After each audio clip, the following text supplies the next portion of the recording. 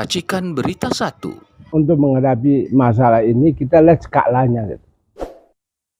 Skala yang kita hadapi ini apakah hanya teknis kertas dan tinta dalam soal ijazah palsu, atau skalanya adalah di belakangnya adalah pertarungan ideologi yang sifatnya bukan hanya nasional tapi bisa saja berdimensi global.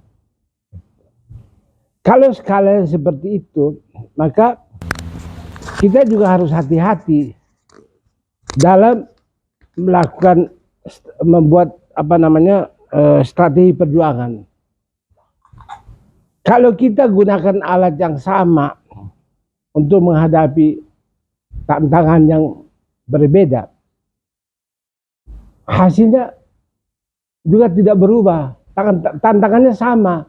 Kan dari dulu kan zamannya Orde Baru kita udah hadapi yang namanya oligarki, kita hadapi namanya konglomerat hitam gitu. Alat yang kita gunakan sama, itu turun demo, teriak yel-yel, pidato di atas mobil komando. Kadang-kadang teman-teman yang demo di sini mobil komando dari pihak lawan juga bisa lebih keras. Nah, kemudian pulang dianalisa bahwa ada gangguan begini gangguan. Ini bukan baru, dari zaman dulu sudah terjadi. Terus kita mau mengharapkan hasil yang berbeda seperti apa? Gitu. Kalau misalnya kita agak sepakat ya, bahwa tantangan yang kita hadapi dalam istilahnya Bang Taufik Bahaudin yang mengatakan bahwa kita hadapi PKI gaya baru gitu. Kalau saya istilahkan disebut komunisme hibrida gitu. Karena basisnya ini komunis, saya nggak bisa bilang kapitalisme hibrida. Komunisme dioperasikan dalam negeri, ketika tiba di luar negeri dioperasikan secara hibrid dengan menggunakan liberalisme, kapitalisme, segala isme-isme yang sifatnya menindas dihibrid kepada komunisme. Jadi kita punya masalah dalam soal alamat. Ketika kita kejar komunisme, orang bilang jangan, itu bukan Cina. Karena mereka menggunakan metode imperialisme, mengambil tanah-tanah rakyat dengan perhitungan profit yang hitungannya kapitalistik. Kemudian kita pergi ke Amerika, kita bilang ini gara-gara Amerika. Orang mengatakan tidak, bukan Amerika. Ini Cina di belakang ini, komunisme di belakang. Jadi kalau menurut saya, persoalan yang kita hadapi beyond negara-negara itu, batas-batas negara. Dia menjadi masalah nilai-nilai dalam penindasan, penghisapan. Maka ada persoalan alamat. Kita tidak bisa mengadres pada alamat salah satu negara gitu. Dia melampaui itu. Jadi teman-teman saya lihat, kalau misalnya fokus pada masalah ijazah, ini juga bisa misleading.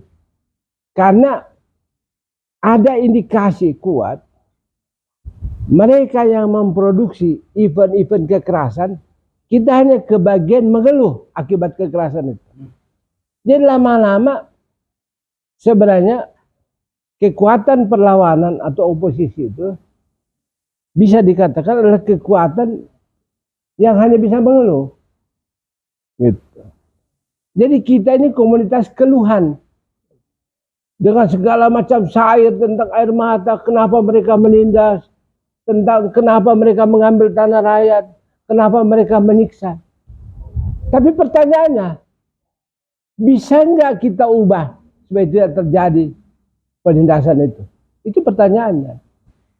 Jadi artinya ini diperlukan sebuah renungan untuk menilai alat-alat atau metodologi perjuangan kita. Apakah bisa kita lakukan pengulangan lagi? Mengeluh terus-menerus, sedangkan mereka yang menguasai alat penindasan itu. Mereka yang menciptakan, bisa menangkap si ini, kemudian kita mengeluh, kita bereaksi. Muncul di semua bahwa ini kejahatan. Ribuan tahun kita hanya mengeluh seperti itu. Apakah akan datang dari langit untuk penyelesaian? Tuhan mengatakan, Allah dalam Al-Quran, tidak akan mengubah nasib satu kaum kecuali kaum itu yang mengubahnya.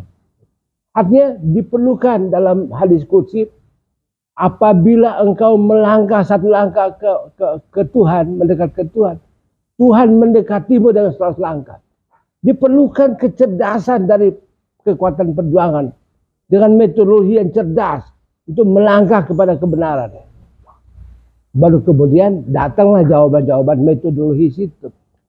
Kalau kita mengulang saja, sekarang kita ingat, pada waktu reformasi terjadi, sama orang-orang demo kiri kanan, teriak sana sini, berhasil Pak Harto dengan kebesaran jiwanya, daripada timbul korban, beliau lengser mengundurkan diri. Tapi bagaimana kalau kita hadapi lawan yang tidak bijaksana seperti Pak Harto, yang dikatakan apapun dia nggak ada urusan. Ada metode juga yang dikembangkan akhir-akhir ini, bahwa kalau saya nutup pintu rumah Anda tidak bisa keluar. Anda mau maki seperti apa, mau marah seperti apa, saya nggak mau pindah dari situ. Anda mau bisa bikin apa? Gitu. Ini metode yang mereka kembangkan, yang sekarang dikembangkan tidak seperti zaman dulu. Zaman dulu masih bisa kita teriak, kita didengar aspirasi. Bagaimana kalau satu situasi di mana penguasa itu atau penindas itu tidak mau mendengarkan apa-apa, hukum mereka bisa ubah, gitu kan? Kepres yang mestinya hanya bersifat mengatur ke dalam, ini dipakai untuk mengatur untuk membuat kebijakan, mengatur orang di luar dari sistem. Apa itu dibenarkan? Nggak boleh. Kalau presiden punya kemampuan, punya peluang untuk memproduksi kepres tentang apa saja, tidak usah ada DPR, karena dialah pembuat undang-undang itu. Padahal tidak, dalam sistem tata negara kita dia pelaksana dari undang-undang yang dibuat di tempat lain. Ada otoritas di bidang lain yang mengatur itu. Artinya kalau dibicarakan masalah bentuk ini, ada hal-hal yang harus kita perhatikan secara mendalam.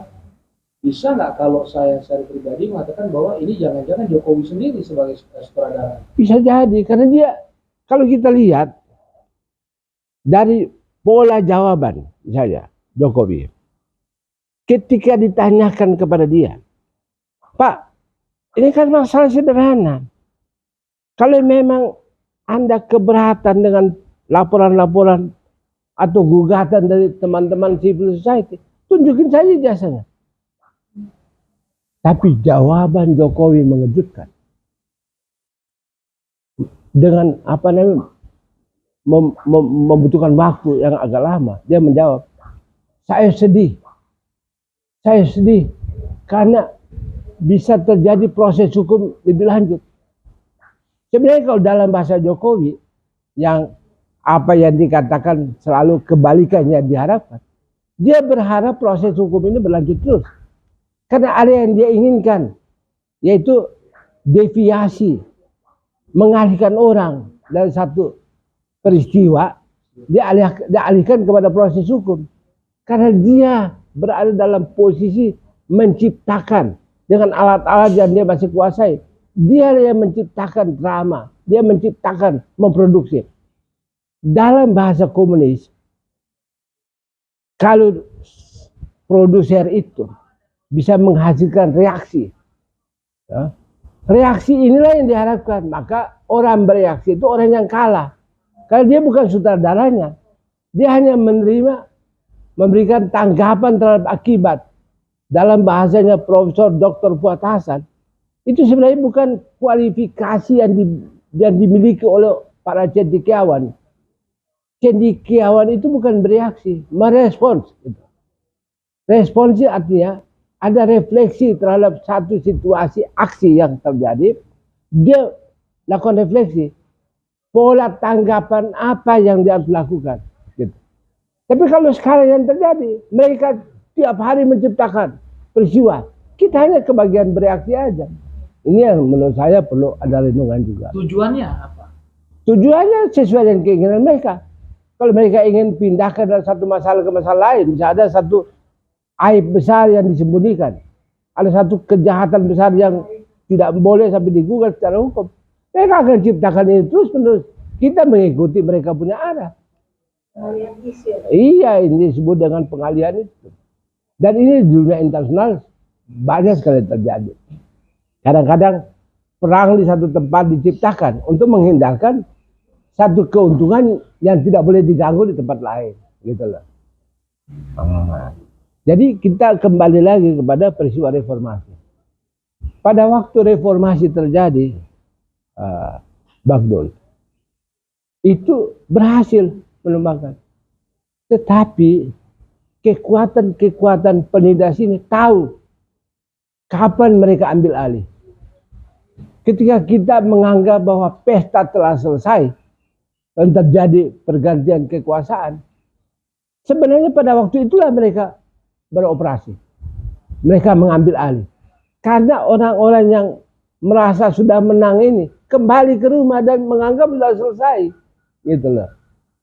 Artinya kita hanya memikirkan bahasa kita hanya demo. Gitu. Bukan mempersiapkan itu sebagai satu kerja yang selesai dengan tujuan untuk Indonesia yang bisa lebih berhasil maju sesuai dengan pesan konstitusi. Andai kan sutradaranya itu adalah Jokowi. Dari dulu dia sebagai sutradara. Kalau bukan sebagai tujuan pokok dia itu apa sih? Pengalihan. Pengalihan itu yang siapa? Enggak tahu saya. Bisa saja karena misalnya ya senior-senior kita dari TNI mempersoalkan misalnya Gibran sebagai wakil presiden yang kurang layak. Ya, poin. Dan berasal dari satu proses hukum yang bermasalah. Bisa saja sebagai orang tua, seorang ayah yang sayang kepada anaknya, dia akan bekerja siang malam untuk mencegah jangan sampai orang mengadres masalah itu. Bisa saja bisa terjadi. Bisa juga yang lain-lain. Karena biasanya dalam kerja seperti ini, pengalihan itu bukan untuk satu tujuan saja. Bisa banyak tujuan yang numpang di situ. Salah satunya mungkin itu. Nah, kita harus ingat Pak Dul, bahwa alat-alat yang kita gunakan dalam perjuangan ini kadang-kadang sangat terbatas. Misalnya kita percaya bahwa demo itu seolah-olah bisa menyelesaikan masalah. Padahal sekarang bisa saja tidak efektif. Karena kalau mereka gunakan metode komunikasi hibrida misalnya, ada satu prinsip sederhana dalam yang disebut dengan logika materialisme. Kalau Anda masak air, hidupkan apinya, kemudian Anda pidato di depan air supaya air itu tidak boleh mendidih, air tetap mendidih. Walaupun Anda bicara pakai megafon di atas mobil apa segala macam. Kita harus juga bertanya, alat-alat kita ini efektif nggak untuk menghadapi jenis tantangan ini? Kalau dia nggak mau tahu, dia nggak ada urusan dengan pidato-pidato, terus mau apa? Apalagi kalau kita, terutama ya teman-teman dalam perjuangan ini, kadang-kadang saling menyalahkan. Kalau orang tidak turun ikut demo, berarti dianggap tidak berjuang. Ada model-model perjuangan lain. Ada orang yang mencari uang, ada orang yang urus keluarga, ada yang nggak punya duit, ada yang sakit dan sebagainya. Jadi karena kita punya pemahaman yang sempit. Nah, ke depan menurut saya harus ada satu forum di mana kita identifikasi tantangan yang kita hadapi seperti apa. Terus alat-alat yang kita gunakan seperti apa. Ritme kegiatan seperti apa yang kita bisa lakukan. Kemudian bagi tugas. Ada yang bagian turun di lapangan untuk demo, ada yang bagian pidato, ada yang mencari uang, ada yang merumuskan pemikiran-pemikiran. Cara berpikir seperti ini yang disebutkan dengan logika barisan. Ya kita harus dikembangkan mekanisme atau logika barisan itu. Dia harus berbentuk barisan. Dalam kitab suci dikatakan Tuhan itu senang perjuangan dilakukan dalam bentuk barisan yang kuat. Nah, cara berpikir barisan yang kuat ini kurang dikembangkan. Kenapa? Karena kita menganggap Al-Quran itu hanya bicara tentang hukum-hukum ayat-ayat Muhammad itu hanya 5-6%. Yang banyak mengatur metodologi etik, logika, ilmu pengetahuan itu pada ayat-ayat mutasyabihat yang kurang digali. Karena kita udah takut-takutin duluan. Misalnya ada orang berjuang dengan dasar keadilan, oh jangan ikutin dia. Karena mereka itu percaya pada keimanan, pada keadilan. Kalau kita, rukun iman kita tidak ada keadilan, maka mereka sesat. Kalau kita benar, rukun iman itu banyak, bukan hanya itu untuk memudahkan dalam rangka penyebaran agama, iya. Tapi kalau mau ditulis bisa ribuan. Misalnya Bismillahirrahmanirrahim, Alif Lam Mim, Zalikal kitabu la raiba fi hudal lil muttaqin. Inilah kitab yang tidak ada keraguan di dalamnya dan petunjuk bagi orang-orang yang bertakwa. Siapa itu? Alladzina yu'minuna bil ghaib. Orang yang percaya pada kegaiban, pada yang gaib. Itu juga beriman, percaya beriman, yu'minun. Orang yang beriman kepada kegaiban. Tapi tidak ada rukun iman. Karena itu dimudahkan supaya dalam rangka penyebaran. Jadi kita selama ini kualifikasi kita dalam memaknai agama, dalam perintah-perintah Tuhan, dalam Al-Quran terlalu sederhana, kita terlalu sederhana. Nah, dengan metodologi yang sederhana begitu, apakah mampu kita hadapi tantangan yang semakin lama, semakin canggih dengan metode segala macam? Hanya itu kira-kira.